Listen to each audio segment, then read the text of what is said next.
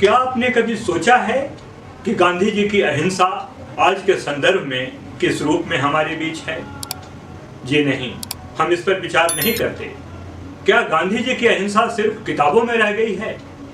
आप आज social media में देखिए, न्यूज चैनलों पर देखिए, अहिंसा ही अहिंसा है, केवल नाम की। लेकिन अहिंसा की बात हम करते हैं हिंसा के बाद, घृणा के बाद, द्वंद्व के बाद। क्यों नहीं हम अहिंसा की बात से ही शुरू करते हैं अपने आप को?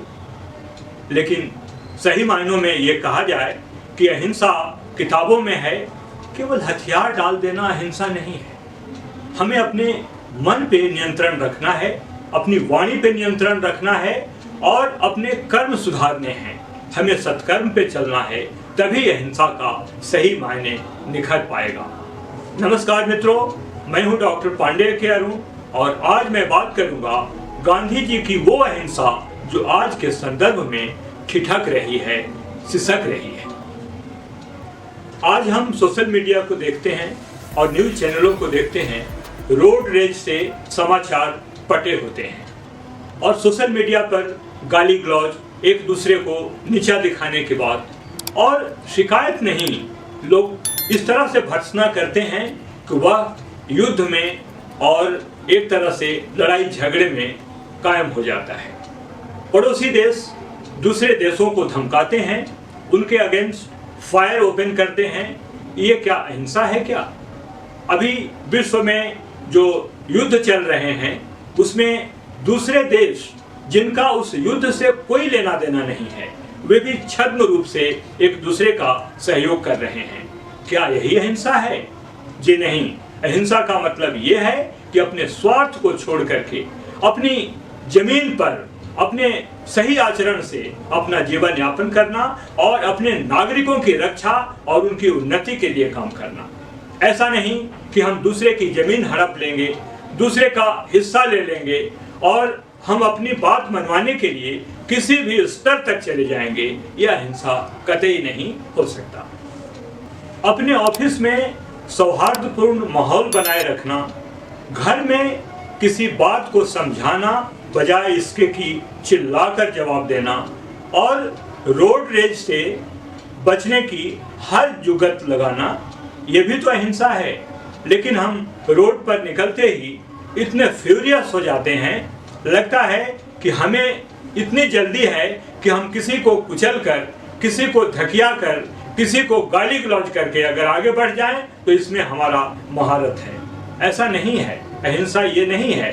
आप ये दूरी कैसे तय करना चाहते हैं? अहिंसा के रास्ते को छोड़कर अगर आप अपनी मंजिल पे जाना चाहते हैं तो ये अच्छी बात नहीं है। इससे आपको कुछ बेहतर हासिल होने वाला नहीं है, इस बात को समझना होगा। अहिंसा के सबसे बड़े शत्रु हैं धैर्य का नहीं होना और असहिष्णुता। हम छोटी छोटी बातों को बर्दाश्त नहीं कर पाते और चाहते हैं कि जवाब देकर उन्हें तुरंत रफा दफा कर दें।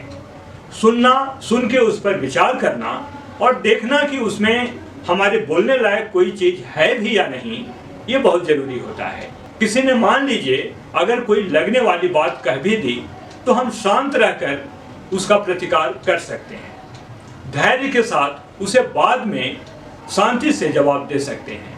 अगर हम ऐसा कर पाते हैं तो यही सही मायने में अहिंसा है।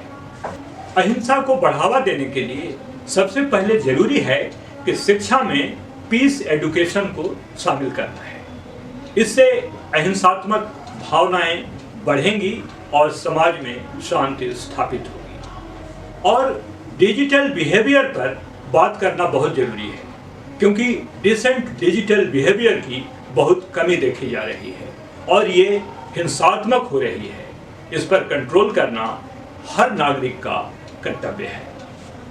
मित्रों, गांधी जी की अहिंसा हमें बताती है कि अहिंसा कमजोर व्यक्तियों का हथियार नहीं है, वे मजबूत व्यक्तियों की वो शक्ति है जिससे वे कुछ भी हासिल कर सकते हैं। सबसे बड़ा उदाहरण ये हो सकता है कि सैनिक जो सीमाओं पर तैनात हैं तब तक नियंत्रण रखते हैं अपने गुस्से पर जब तक दुश्मन देश उन पर प्रहार नहीं कर देते।